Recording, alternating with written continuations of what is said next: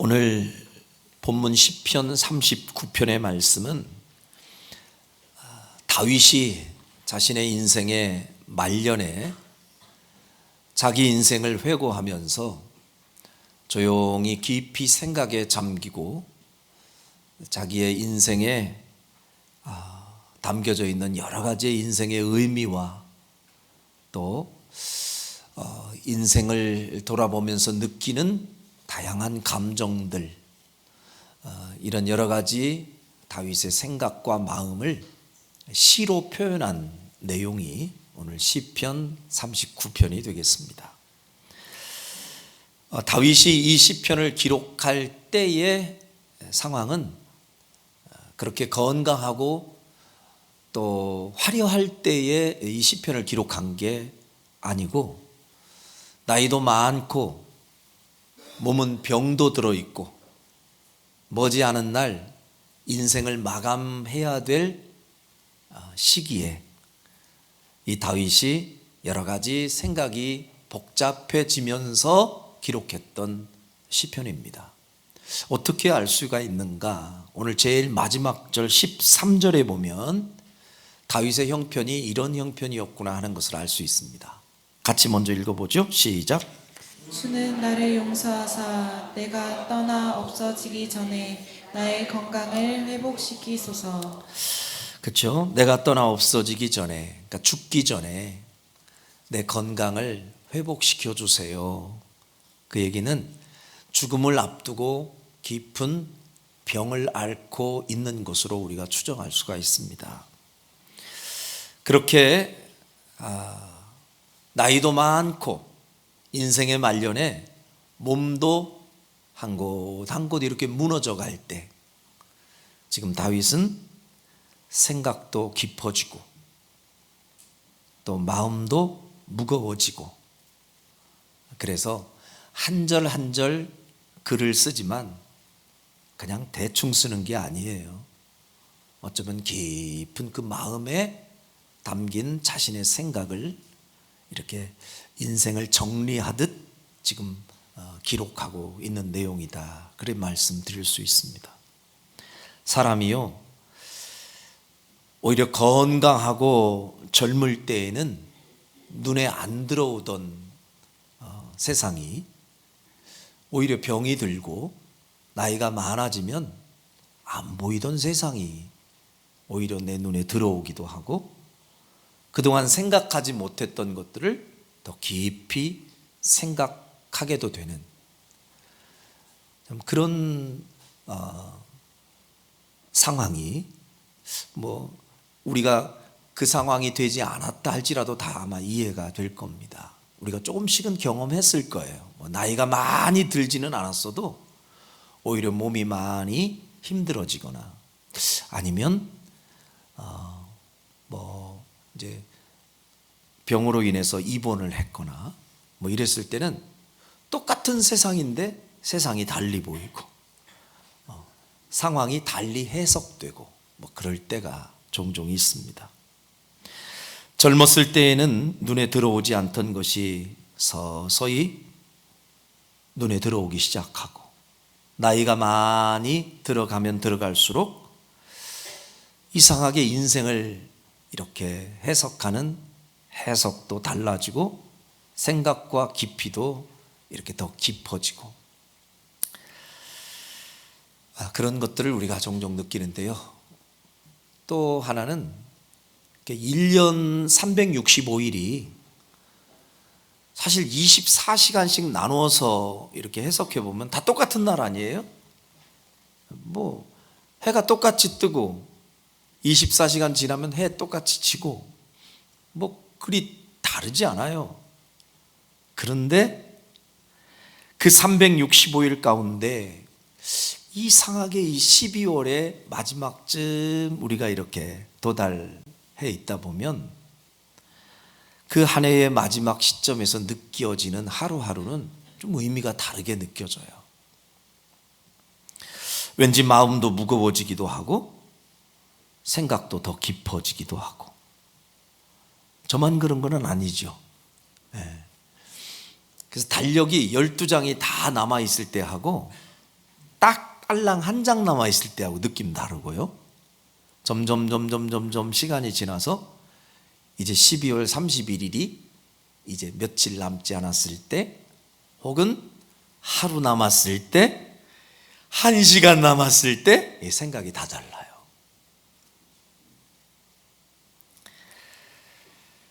자, 이렇게 연말이 되고 마지막 이렇게 카운트다운이 되는 그 시점에 딱 서게 되면 사람의 감정이나 생각이 많이 이렇게 복잡 미묘해지기도 하고, 마음이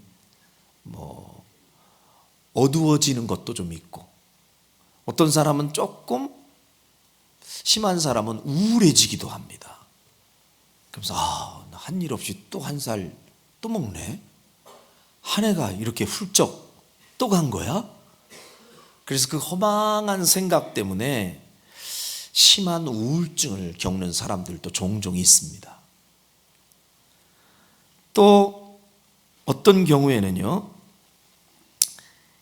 이 나이가 점점 들어갈수록 거기에 그 9수에 걸린 사람들이 있죠. 9수. 똑같이 느끼는 기분인데도 이게 이제 29살과 30살은 또 달라요. 39에 걸린 사람, 여기도 몇 명 있죠? 49에 걸린 사람, 59에 걸린 사람. 이런 사람들은 아유, 나 큰일 났네, 벌써 이제 또 6학년 되는 거예요. 내가 나 이제 7학년이야 막 이제 그 9수, 그 희한하게 그 생각이, 그 9이라는 숫자 자체가 사람에게 주는 그 부담이 사실 큽니다. 제 아들도 이제 29이 되는데 보니까 요즘 심적인 마음 부담이 많이 큰 것 같아요. 사실 한 해를 보내면서 나이가 한 살 한 살 이제 먹어가는데, 기분 좋다, 또 먹었네 나이 하면서 신나하는 사람은 딱 우리 교회 주일학교 애들밖에 없어요. 요즘은 주일학교 애들도 내가 벌써 14살이라고 뭐 이런 애들도, 빠른 애들은 그렇게 세월의 빠름을 느끼더라고요.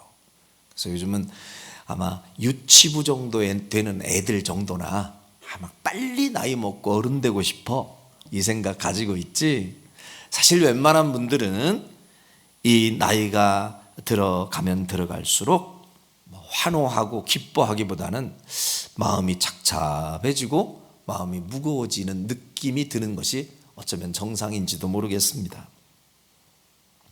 그런데 이렇게 나이가 많아지면서 세월이 많이 흘렀다는 걸 느끼면서, 혹은 9수에 걸려서 자꾸 생각이 깊어지는 분들이 한숨도 길어지고 한숨도 크게 쉬고 이러는 경우가 많이 있지만, 그런데 달리 보면 아까 서두에 말씀드렸듯이 다윗이 왕성하고 힘있고 또 화려한 삶을 살았던 때 당시에 느꼈던 인생의 의미와, 인생 말년에 병들고 내가 얼마 남지 않았구나 하는 그 시점에서 인생을 생각했던 그 생각의 느낌과는요 완전히 달라요. 느낌이 달라요. 그러니까 이걸 우리에게 적용해 보면 우리 역시 그렇게 세월의 흐름 속에서 이렇게 연말이 되고 또 혹은 나이가 많이 들어가는 걸 느끼면서 한숨이 깊어지는 그 시기가, 잘 생각해 보면 오히려 내 인생을 더 깊이 있게 되돌아보고 인생의 의미를 더 깊이 생각할 수 있는 소중한 기회가 되기도 한다. 인정하시면 아멘. 소중한 기회일 수도 있어요. 저는 그래서 하나님이 오히려 이렇게 우리의 인생을 통으로 주시지 않고 이렇게 잘라서 해마다 12월쯤 가서 딱 끊어서 한번 또 생각하거라, 그리고 또 다시 시작하고 12월쯤 가서 또 한번 끊어서 생각하고, 이렇게 해주시지 않았을까? 그런 생각 안 해보셨어요? 12월 뭐 이렇게 12달 주지 말고 그냥 통으로 줄 수 있잖아요. 그냥 뭐 한 살, 두 살 이런 것도 없어. 그냥 살면서 계속 같이 사는 거야. 이게 몇 날 며칠인지도 몰라. 그럼 많이 헷갈리긴 헷갈렸겠다. 그죠? 근데 하나님이 이렇게 하루를 딱딱 끊어주시고 한 달을 끊어주시고 1년을 끊어주신 것은 그 순간 마지막 시점에 이것이 끝이 아니라 새로운 시작이 있다는 것을 또 알려도 주시고, 또 오늘 이루지 못한 아쉬움이 있지만 또 마음을 다잡고 새롭게 주시는 시간과 또 삶의 무대에 새로이 또 한번 도전해 보라고 하나님이 이렇게 매일같이 또 매달 매년 하나님이 선물을 주시는 것이 아닐까, 뭐 이런 생각도 해보게 됩니다. 자, 본문은 어쨌든 이 다윗이 자기의 인생을 깊이 인생 말년에 회고하다가 사람의 인생이 참 얼마나 덧없고 허망한지를 깊이 절감하고 깨달으면서 이 덧없는 인생을 어떻게 하면 가치 있게 살 수가 있을까, 그것을 진솔하게 표현하고 있는 그 내용이 오늘 본문에 담겨져 있습니다. 다윗은요, 자신의 인생을 깊이 되돌아보면서 이런 진리를 하나 깨달았습니다. 자, 오늘 본문 5절입니다. 자, 같이 한번 읽어보죠. 시작. 주께서 나의 날을 한 뼘 길이만큼 되게 하심에 나의 일생이 주 앞에는 없는 것 같사오니 사람은 그가 든든히 서 있는 때에도 진실로 모두가 허사뿐이니이다. 자, 이게 다윗의 고백이에요. 아무 때나 이 얘기를 훅 던진 게 아니에요. 자기의 인생의 말년에 병들고 이제 내 삶이 얼마 남지 않았구나, 이걸 느낄 때 자기의 인생을 회고하면서 이 결론을 내리는 거예요. 주께서 나의 날을 한 뼘 길이만큼 되게 하시매. 결국 다윗이 느낀 자신의 지나간 세월을 이렇게 되돌아보면서 느낀 결론은, 내 생애가 하나님 앞에서 보면 고작 한 뼘도 안 되는 인생이구나. 참 별것 없는 인생이었네. 이거를 지금 깊이 깨닫고 있는 겁니다. 사실 다윗의 인생을 우리가 성경을 통해서 보다 보면 참 대단한 인생 아닙니까? 참 드라마틱한 인생을 살았던 사람이에요. 젊은 시절 참 우여곡절도 많았고 파란만장한 삶도 많았고, 그 우여곡절을 견뎌내면서 한 나라의 왕으로 자리하면서 세상을 호령하던 화려한 시기도 있었어요. 다윗의 전성기가 있었어요. 자, 그렇게 밑바닥에서부터 제일 높은 정점에 이르기까지 오르락 내리락 했던 그 화려하고 변화무쌍한 드라마틱한 다윗의 삶이었는데, 그의 인생을 표현하자면 수도 없이 많은 책이 나올 수도 있겠는데, 정작 다윗은 자신의 인생을 이렇게 되돌아보니까요, 그런 우여곡절 많았던 삶, 파란만장했던 삶, 화려했던 삶 다 소용없고 하나님 앞에서는 딱 한 뼘도 안 되는 인생이구나, 이거 하나 깨닫는 거예요. 인생이 얼마나 덧없고 허망한 것인지를 절실히 다윗은 지금 깨닫고 그것을 우리에게도 이렇게 지금 고백해 주고 있습니다.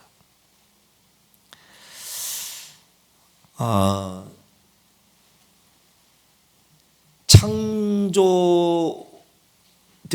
이래, 이 세상이 창조된 이래 지금까지 모든 사람을 다 통틀어서 가장 오래 산 사람이 누구죠? 네, 무두셀라 맞죠? 몇 살 살았어요? 너무 많아서 세기가 어렵죠. 900 뭐더라? 굳이 그거 단어 그 숫자 조금 틀렸다고 우리가 천국 못 가는 건 아니니까 내 나이도 몰라 죽겠는데 지금 무슨 뭘 물어보시고 그래. 그냥 참고로 성경에 나와 있는 그 사람의 나이는 969세예요. 969세. 무드셀라가 하여튼 제일 오래 살았어요. 그러니까 그냥 통으로 이렇게 표현하자면 한 1000살 가까이 산 거예요. 그죠? 1000살. 오래 살았죠. 그 정도 오래 살고 싶은 분 혹시 계시나요? 건강하게 오래 살아야 좋지. 뭐 병들어서 그냥 그러면서 900살까지 살아야 뭐 의미가 있어요. 근데 969세를 살았던 무드셀라, 의미가 있는 사람이에요. 어쨌든. 그런데 그렇게 오랜 세월을 장수했던 무드셀라라면 적어도 그런 사람의 인생은 성경에서도 많은 지면을 할애해서 이 사람에 대한 이야기를 좀 많이 실어 놔야 되는 거 아니에요? 야, 세상에서 그래도 제일 오래 산 사람이다. 그러니 할 얘기도 많고 쓸 얘기도 많다 해서 좀 성경에 많이 기록될 줄 알았거든요. 근데 무드셀라에 관한 기록은 딱 3줄이 있습니다. 3절. 자, 창세기 5장 25절로 27절인데요. 자, 그 3절 무드셀라 천년을 산 사람을 3줄로 요약합니다. 어떻게 요약하는지 한번 읽어봐요. 시작.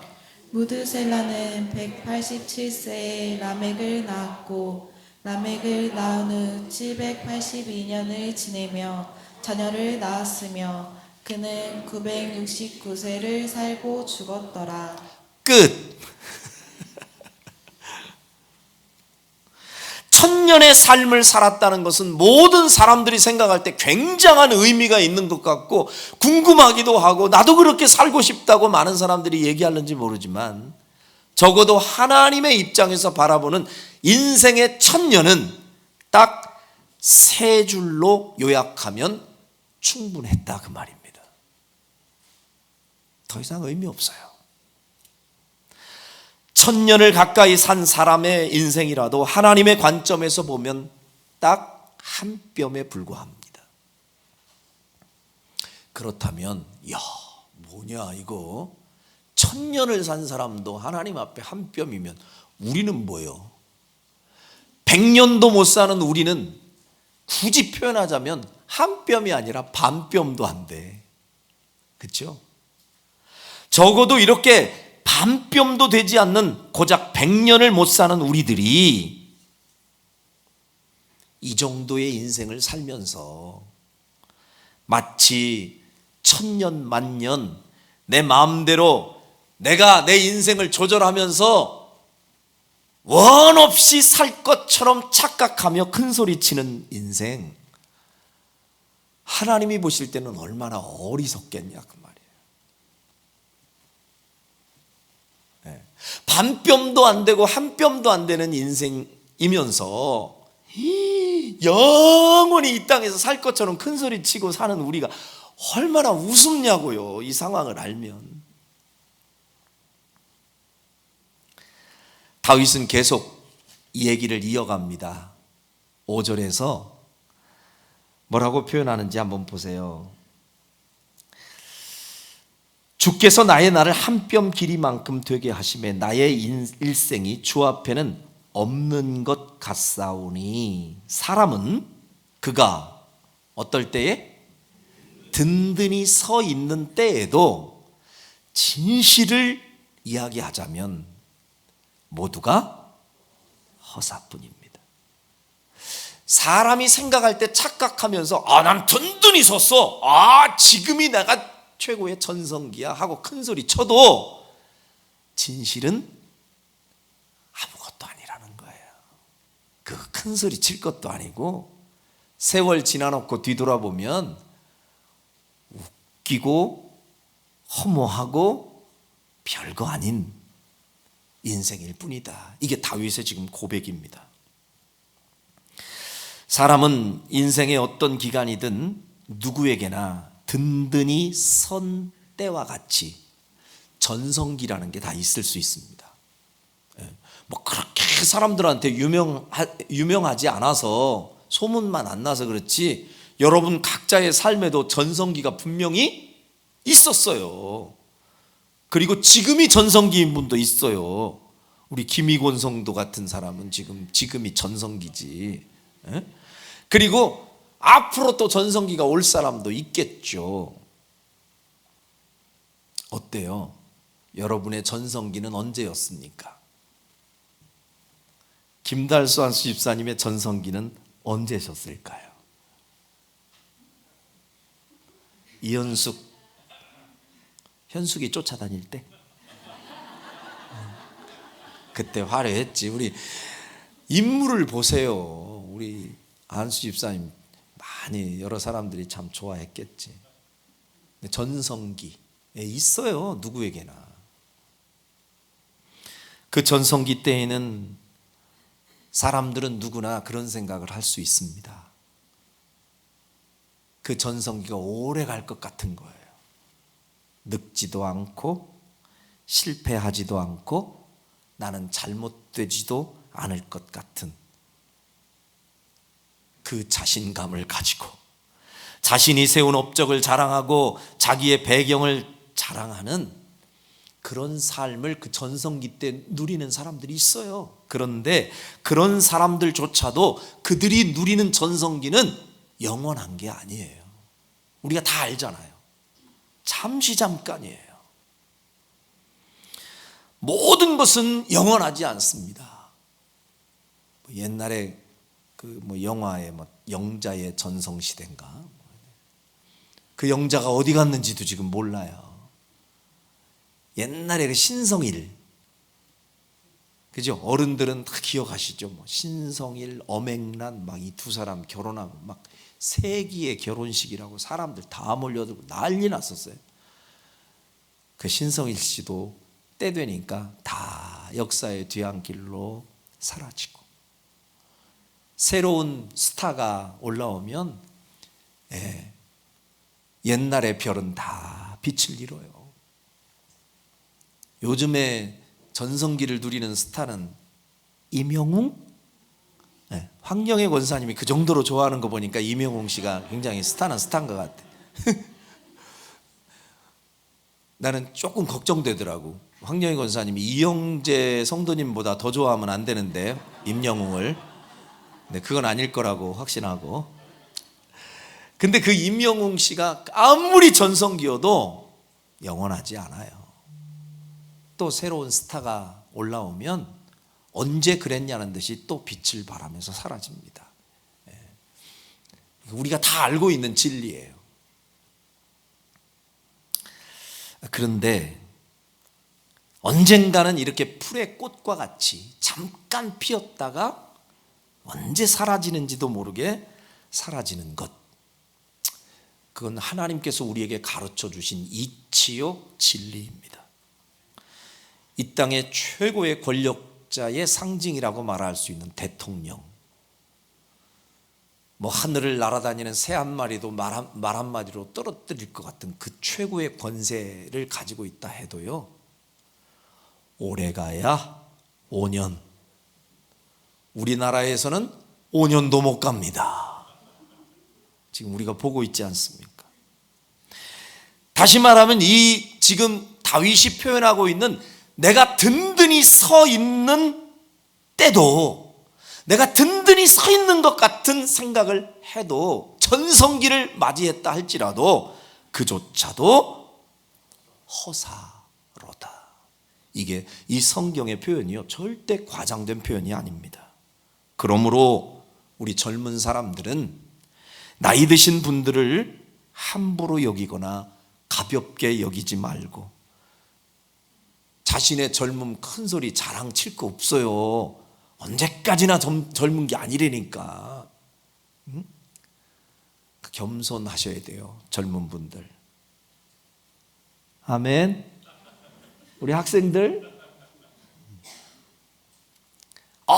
진짜 꼰대야 꼰대 이런 소리 그런 거 하지 마요. 어르신들이 얘기하면 또 저 라떼 또 나온다, 또 나와. 케케묵은 옛날 구시대 이렇게 유물처럼 어른들을 대하지만 조금 있어봐. 저기 하엘이 하온이 얘네들이 올라가서 니네들한테 그렇게 얘기한다. 이제 역사는 또 돌고 돕니다. 세상에서 좀 성공하고 지위가 높다고 그렇지 못한 사람 앞에서 큰 소리 쳐도 안 됩니다. 얼마 가지 않아 본인도 그 처지가 될 때가 와요.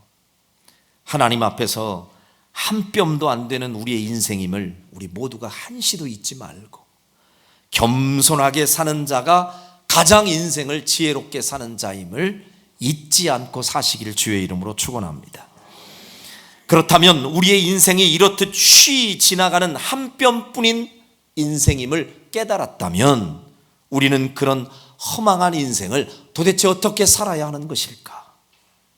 많은 사람들은 이 인생의 허무함을 스스로 극복해 보려고 혹은 이 허망함을 잊어보려고 자꾸 이 마음이 허무해.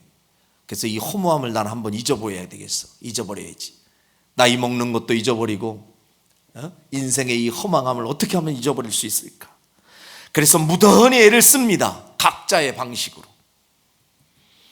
여러분들은 여러분의 인생 속에 밀려오는 그 허망함과 허무함을 한 뼘뿐인 인생, 별것 아닌 이 인생을 어떻게 노력하면서 여러분 이 허무함을 극복하시겠습니까? 어떤 사람은 미친 듯이 돈 버는 재미에 빠져도 봅니다. 어떤 사람은 높은 권력을 소유해 보려고 애를 씁니다. 어떤 사람은 그 인생의 허무함을 극복하기 위해서 인기 스타가 되어보려고 애써 보기도 합니다. 때로는 스포츠에 열광하며 목이 터져라 응원도 해봅니다. 갖가지 게임에 중독돼 보기도 하고 여행도 다녀보고 술도 먹어보고 어떻게 해든지 내 인생의 이 허무함을 스스로 극복해 보려고 몸부림을 쳐보지만 과연 그런 노력으로 우리의 인생의 그 근본적인 허무함이 극복될 수 있겠느냐 그 말입니다. 단언컨대 절대로 불가능한 일입니다. 제가 어떻게 이렇게 그렇게 확신할 수 있느냐? 저는 성경을 근거로 말씀드릴 수 있기 때문에요. 오늘 이 이야기를 하고 있는 다윗의 아들 솔로몬도 다윗 아버지가 고백했던 내용을 그 아들 때에도 똑같이 고백합니다. 어쩌면 다윗보다 더 훨씬 더 좋은 환경 속에서 자라고 좋은 환경 속에서 누렸던 솔로몬이에요. 사실 우리가 알기로 전무후무한 부귀영화와 지혜를 가지고 있었던 왕, 그래서 많은 사람들이 부러워하는 축복의 상징 솔로몬. 이 솔로몬도 자신의 인생의 허무함을 이렇게 표현합니다. 자, 전도서 1장 2절에 보면 우리가 잘 아는 말씀이죠. 이게 솔로몬이 얘기한 거예요. 같이 시작. 전도자가 이르되 헛되고 헛되며 헛되고 헛되니 모든 것이 헛되도다. 이게 그냥 지나가는 노숙자가 이런 표현하면 사람들이 귀담아 들을 것도 없어요. 근데 한 생애를 살면서 남들이 가져보고 싶다 생각하는 모든 걸 다 가져봤던 사람, 남들이 누려보고 싶은 권세 다 누려봤던 사람, 우리가 해보고 싶고 꿈꾸고 싶은 모든 것들을 싹 누려봤던 사람 솔로몬이에요. 근데 그 솔로몬이 자신의 인생의 말년에 마지막 인생의 결론을 이렇게 남깁니다. 이 세상의 모든 것들은 다 헛되고 헛된 것이다. 그냥 한마디로 표현하면 내가 다 가져도 받고 다 누려도 받고 다 해보고 싶은 거 해봤지만 아무것도 없어. 헛되고 헛된 것뿐이야. 이렇게 표현한 거예요. 그리고서 이 솔로몬이 제일 마지막에 이 세상에 존재하는 모든 것이 다 헛되고 헛된 것뿐인데 유일하게 우리 사람이 가치 있게 생각하고 의미 있게 생각할 수 있는 건 딱 하나밖에 없다. 그게 전도서 12장 13절에 나와 있어요. 같이 한번 읽어볼까요? 시작. 일의 결국을 다 들었으니 하나님을 경외하고 그의 명령들을 지킬지어다. 이것이 모든 사람의 본분이니라. 이 세상의 모든 것은 다 허사이고 헛되고 헛된 것뿐이지만 내가 모든 일을 다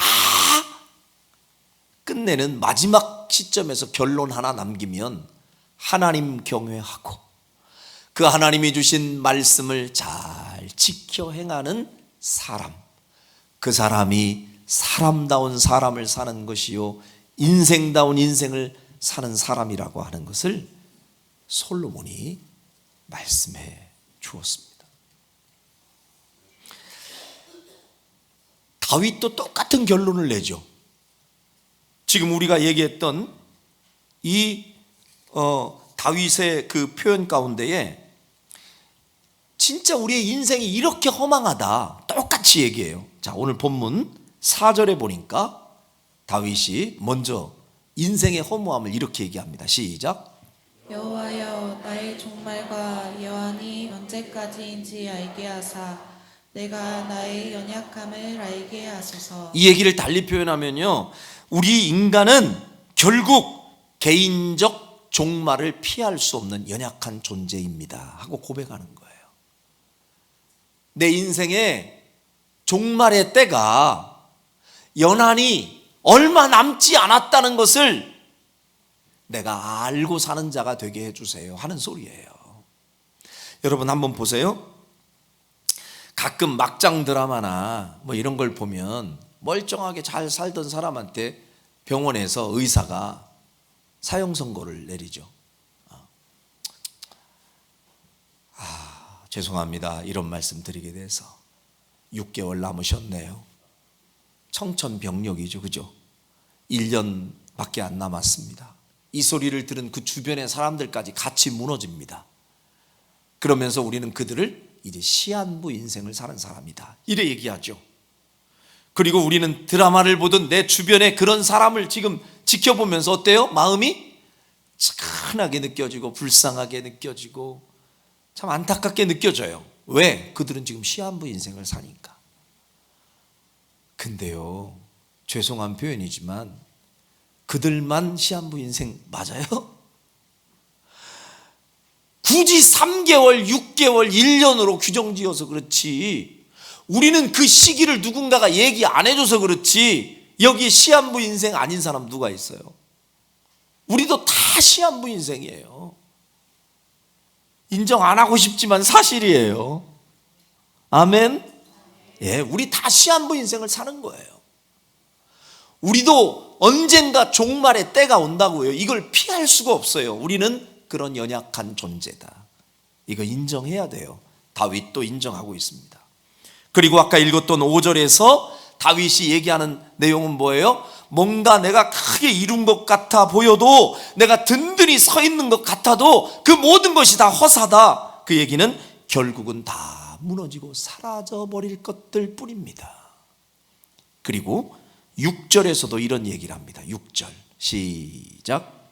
진실로 각 사람은 그림자같이 다니고 헛된 일로 소란하며 재물을 쌓아나 누가 거둘지 알지 못하나이다. 재물을 아무리 쌓아두어 봐야 그조차도 누가 거둘지도 모르는 허망한 것에 불과합니다.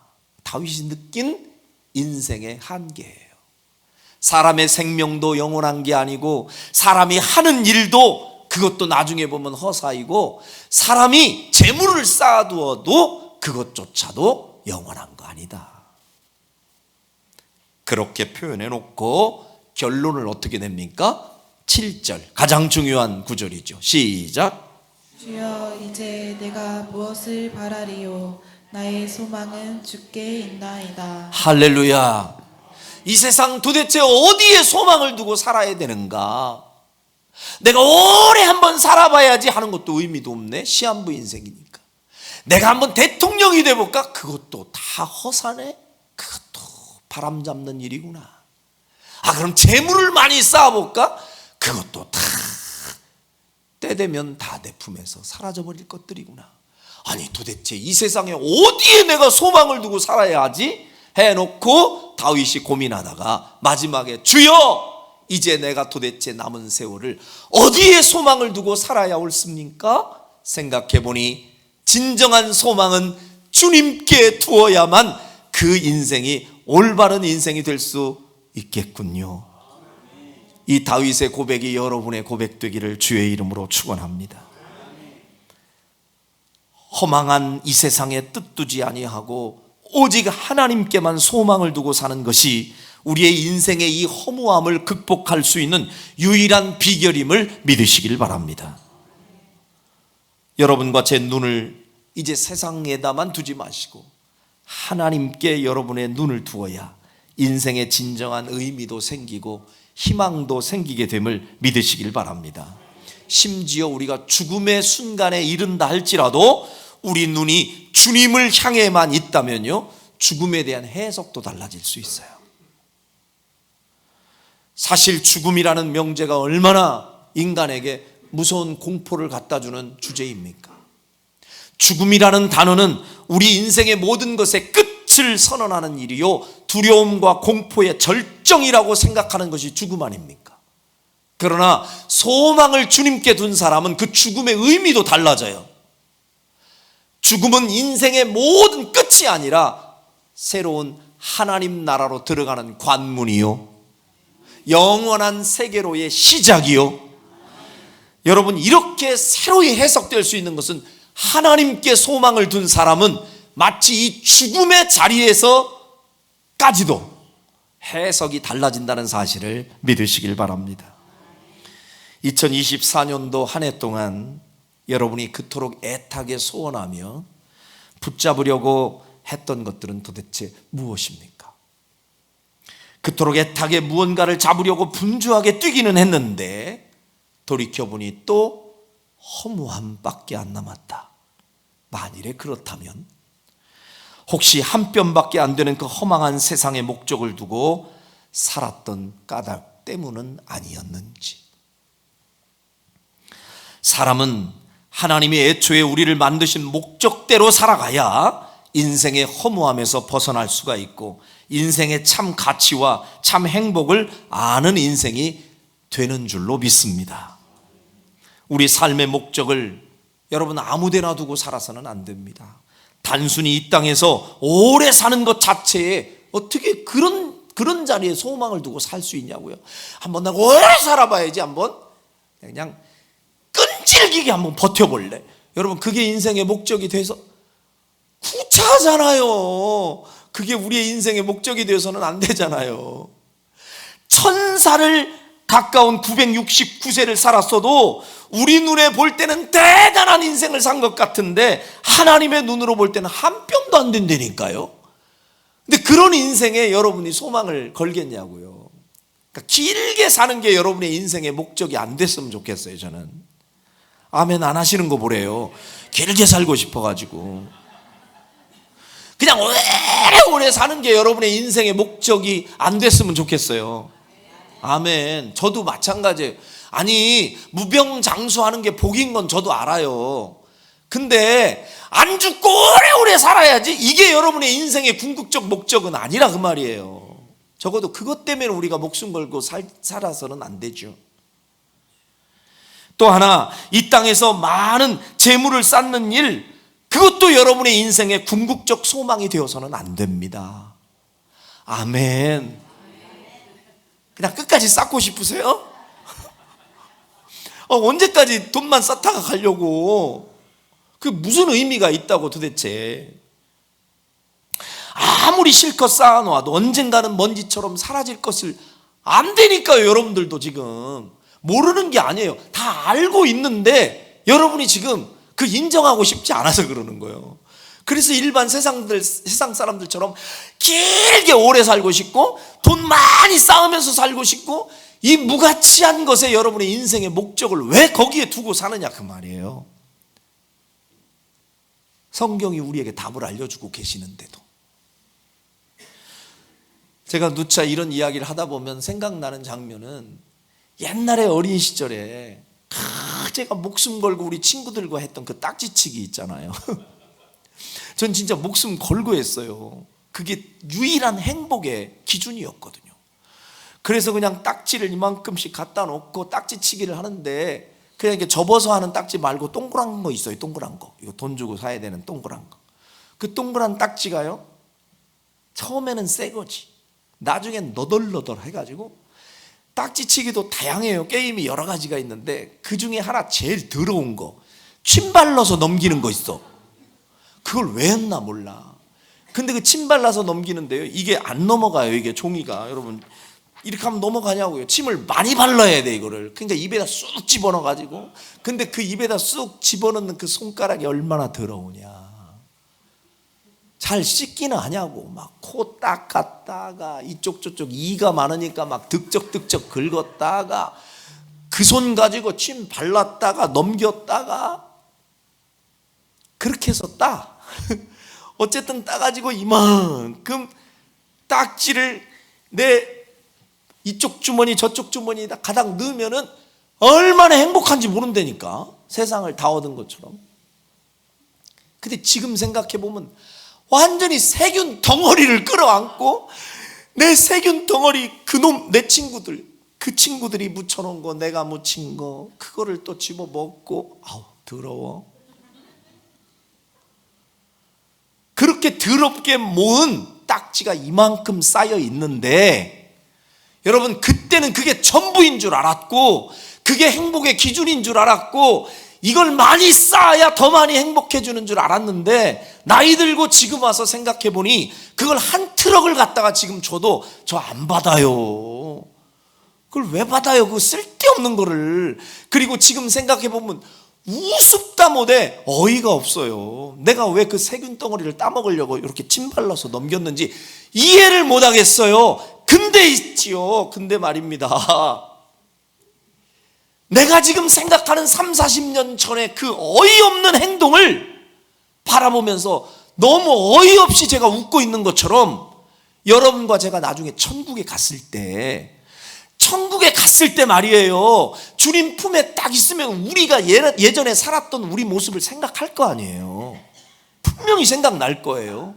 그럼 2024년 이쯤 언저리쯤에 우리가 살고 있는 이 모습이 분명히 천국에서 생각날 거라니까. 그때 우리를 이렇게 돌아보면서 어이없어서, 근데 뭐하고 있었지 저때? 아니 뭐 하려고 저렇게 막 맨날 울고 불고, 그거 막 돈 때문에 한 푼도 못 가져오는 주제에 천국으로 올 때 통장 하나 못 가져오면서 뭐 때문에 내가 그때 저쪽에 아둥바둥 저것 때문에 죽고 산다 난리 치고, 세균 덩어리 그 딱지 품고 있는 애처럼 나 왜 저렇게 살았지? 어이없어 할 때가 분명히 온다니까. 내가 예언한다니까. 안 그럴 것 같아요? 자, 저를 포함해서 다 똑같아. 주님 품에 안겨서 오늘을 살고 있는 우리를 바라볼 때 나 왜 저렇게 살았지? 아니 저 무가치한 곳에 왜 저렇게 목숨 걸면서 울고 불고 난리, 어머 왜 저런 거 가지고 왜 저랬어 나? 제 말을 믿으세요. 진짜 그래요. 그러면 지금 우리의 삶에 이 남아있는 삶을 도대체 어디에 소망을 두고 살아야 덜 아까운 삶을 살 수 있을까? 오늘 주님은 그것을 말씀해 주고 있습니다. 하나님 나라에 가서 지금의 때를 돌아보면 아마도 그렇게 부질없는 것을 위해 왜 그리 목숨 걸듯 애걸복걸하며 전쟁 치르듯 살았는지 허탈한 웃음을 지을 것이 분명하기 때문에 한 해를 마감 짓는 마지막 주일, 여러분과 저의 입술엔 다윗이 남긴 이 신앙의 고백이 절대적으로 필요한 것입니다. 마지막 7절 다 같이 큰 소리로 고백하고 마치겠습니다. 시작. 주여 이제 내가 무엇을 바라리요? 나의 소망은 주께 있나이다. 아멘. 기도하겠습니다.